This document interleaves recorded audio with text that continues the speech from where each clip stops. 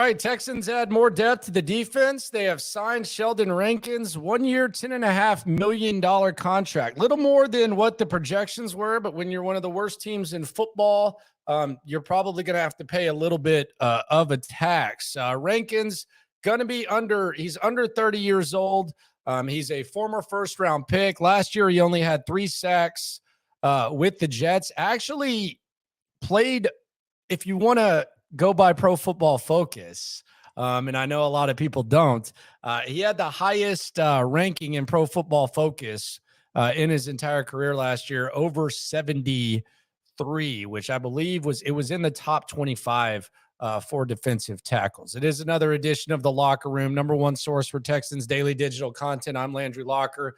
You can subscribe, like, ride along with me. You can hear me on the radio and on the Odyssey app Monday through Friday, 10 to 2 Central on Sports Radio 610, official home of the Texans. We got you covered 24/7 here and on the Odyssey app. So 3 sacks last year for Sheldon Richardson.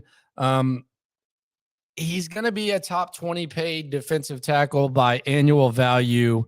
And it's maybe one of the better signings Nick Caserio has made this offseason. Maybe it gets the fan base a little bit excited. There's been kind of a conservative approach that many people have been critical of Nick Caserio for. I think he's kind of approaching this offseason like he approaches his diet. He doesn't splurge. He is very cautious. Not a lot of long-term contracts. He's not going to go over 2 years, but there's a plan. There's not necessarily a splash. And I don't really have a problem with it because if you eat like Nick Caserio does, and Nick Caserio is a healthy eater, a lot of time there's long-term payoff. And if you follow free agency in the NFL, more times than not, whenever teams are making splashes, 2 years down the line, you see those guys on the market. So I actually like this plan, especially with the draft equity. And I like this Rankins signing because he's familiar with the system. It's going to be his 3rd year in this defensive system. He played for Robert Saleh, who is one of D'Amico Ryan's mentors, and he brings leadership. It's tangible leadership is what I look at. Like when you talk about Jimmy Ward, who can literally teach any of these rookies any lesson. He can talk about being scrutinized as a first-round pick. He can talk about having to win over multiple coaches. He can talk about playing for one-and-done coaches. He's got to be the only player in NFL history who's done it. He did it in San Francisco, and he's doing it here in like a half-decade stretch. So Jimmy Ward can talk about that. He can talk about toughness. He can talk about adversity. He can talk about lasting in the league. And he can go on the field and show you what he can do.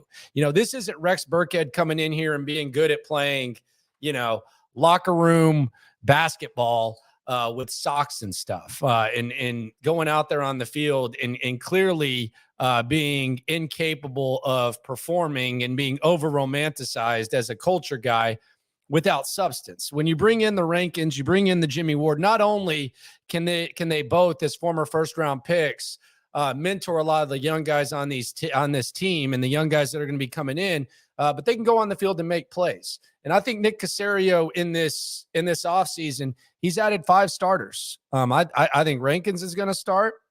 I think Andrew Beck is going to start. I think Ward is going to start. I think Woods is starting. Heck, Noah Brown might start if the season started today, and Mason is going to start. Now, are these guys going to be guys that if you compare them to the elite of the elite, are you going to sit there and say the Texans hit it out of the park? No, but it's one of the worst effing football teams in the league.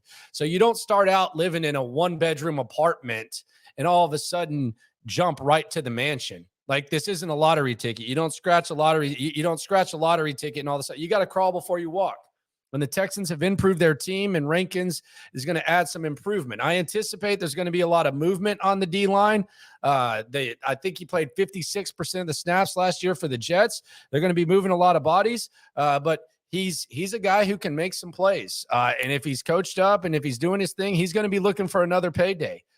So he's got this 1-year contract. He's thinking long-term. This is the brink where you try to get that next deal.